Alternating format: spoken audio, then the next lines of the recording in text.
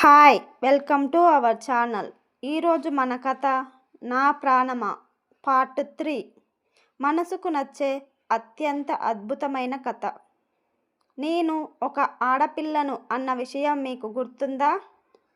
ఒక ఆడపిల్లతో మాట్లాడే మాటలేనా?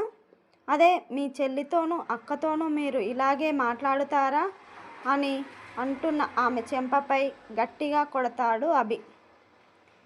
అభి అంత గట్టిగా కొట్టేసరికి వెళ్ళి గోడకు గుద్దుకుంది. అక్షర తలకాయకి దెబ్బ తగిలి రక్తం బలబలా కారుతుంటే ఆమె చెయ్యి పట్టి పైకి లేపి సూటిగా ఆమె కళ్ళల్లోకి చూస్తూ అన్నాడు. ఆమె తలకాయకు రక్తం అతని చేతుల మీద షర్టు మీద పడుతూ ఉంటే అతని ఫేస్లో కన్నింగ్ నవ్వు వచ్చి చేరింది. ఆమె నడుం పట్టుకొని దగ్గరికి లాక్కొని చెప్పు అన్నాడు.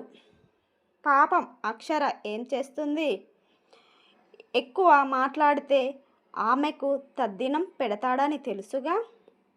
అందుకే భయంగా కన్నీళ్లు పెట్టుకుంటూ అతన్ని చూస్తూ ఉంది. మా అక్క చెల్లి అని మాట్లాడుతావా? వాళ్ళు నీలాంటి నీచమైన పని చేస్తే వాళ్లకు ఎప్పుడో తద్దినం చేసేవాడిని, అర్థమవుతుందా అంటూ సీరియస్గా చెప్తాడు.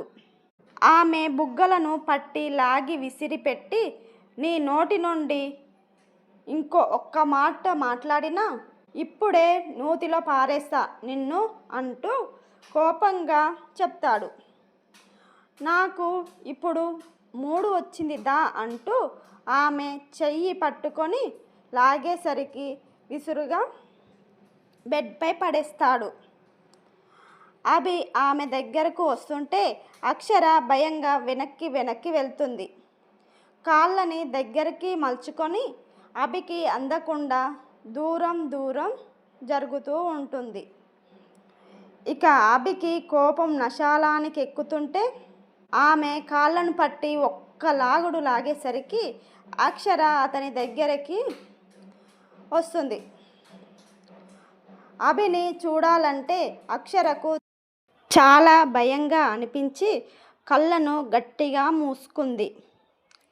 అభి వెంటనే ఆమె మీదకు చేరిపోయి ఏంటి బేబీ, నా నుండి తప్పించుకొని పారిపోవాలని చూస్తున్నావా? అది నీ వల్ల కాదు.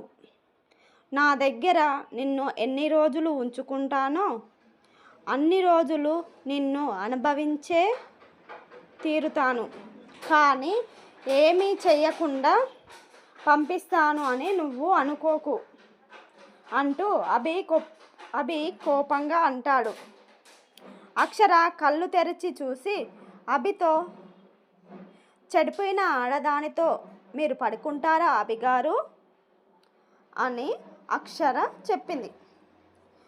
అక్షర మాటలకు అభి పెద్దగా నవ్వుతూ ఉంటే అక్షరకు చాలా భయంగా అనిపిస్తుంటే ఈరోజు వీడి చేతిలో నా పని అయిపోయింది అని మనసులో అనుకుంటుంది. అక్షర అభి లేచి ఆమె మీదకు చేరిపోయి ఆమె ముఖాన్ని తన దగ్గరికి తెచ్చుకొని నువ్వు ఆడదానివి, నీకే సిగ్గు లేనప్పుడు నేను మగవాణ్ణి, నాకెందుకు సిగ్గు ఉంటుందని అంటాడు. అభి అక్షర ఇష్టంతో పని లేకుండా ఆమె శరీరం అంతా అతని చేతులతో స్పృశిస్తూ ఆమెను మొత్తం ఆక్రమించి ఆమెలోకి ప్రవేశిస్తాడు. అతడు ఇచ్చే నొప్పిని పంటి బిగువున భరిస్తూ కన్నీళ్లు పెట్టుకుంటుంది అక్షర. అలా తెల్లవారుజామున 4 గంటలకు ఆమె మీద నుండి లేచి నువ్వు నా ఈగోను బాగా హర్ట్ చేశావు, నాకు ఇప్పుడే నా ప్రతాపాన్ని చూపించాలి అని అనిపించలేదు, కానీ నువ్వు అంత రెచ్చగొట్టినా నేను నిన్ను ఏమీ చెయ్యకుండా మామూలుగా ఉంటే నీకు అనుమానం వస్తుంది, అసలు నేను మగవాడినేనా అని నువ్వు అనుకుంటావు. అసలు నువ్వు వర్జిన్ కాదు కదా, అయినా ఈ రక్తపు మరకలు ఏంటి? అంటాడు అభి. బెడ్షీట్పై అంటిన రక్తపు మరకలను చూస్తూ కన్నీళ్లు పెట్టుకుంటుంది. కానీ ఏమీ మాట్లాడదు అక్షర. అక్షర, సమాధానం చెప్పు అని కోపంగా అంటాడు అభి.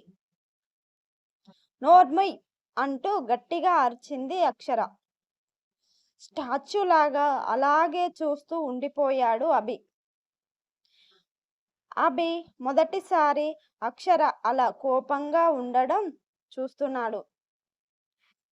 ఏంట్రా, ఏంటి ఊరుకుంటుంటే ఎక్కువ మాట్లాడుతున్నావు?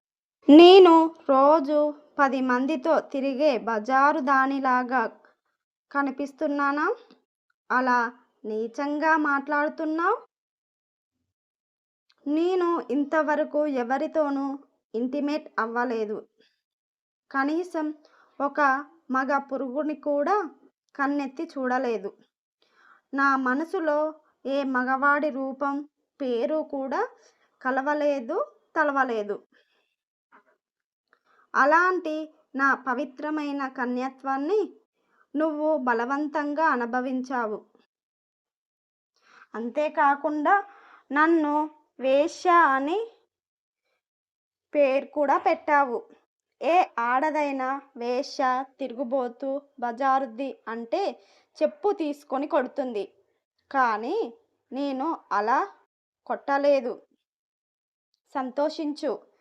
నీ స్నేహితుడు నాకు తెలియకుండా నన్ను ప్రేమించాడు.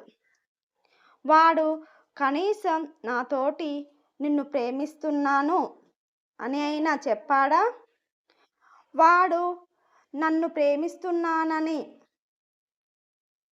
నాకు చెప్పకుండా సూసైడ్ చేసుకొని చనిపోతే అది నా తప్ప? అతను నాతో చెప్పాలి కదా నేను నిన్ను ప్రేమిస్తున్నానని.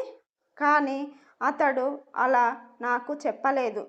మరి నన్ను ఏం చేయమంటావు అని కోపంగా అరిచింది అక్షర. ఏది తెలుసుకోకుండానే నీ ఇష్టానికి నువ్వు ఏదేదో ఊహించుకొని నీకు నచ్చినట్లు చేస్తే నాకు అడిగేవారు ఎవరూ లేరు అనే కదా అలా ప్రవర్తిస్తున్నావు అని సీరియస్గా మాట్లాడుతుంది అక్షర. నువ్వు ఎలాగో నా జీవితాన్ని నాశనం చేశావు. నేను ఇప్పుడు బతికున్న శవంతోటి సమానం. నాకు ఇప్పుడు ఇలా జీవితం మీద ఆశ కూడా ఏమీ లేదు. నువ్వు నన్ను చంపినా పెద్దగా ఉపయోగం ఉండదు. నువ్వు నాకు ఇష్టం లేకుండానే నా కన్యత్వాన్ని దోచుకున్నావు. ఇక ఈ శరీరం ఎంత? నువ్వు గొంతు పిసికితే ఊపి రాగిపోతుంది అంటూ బాధగా అన్నది అక్షర.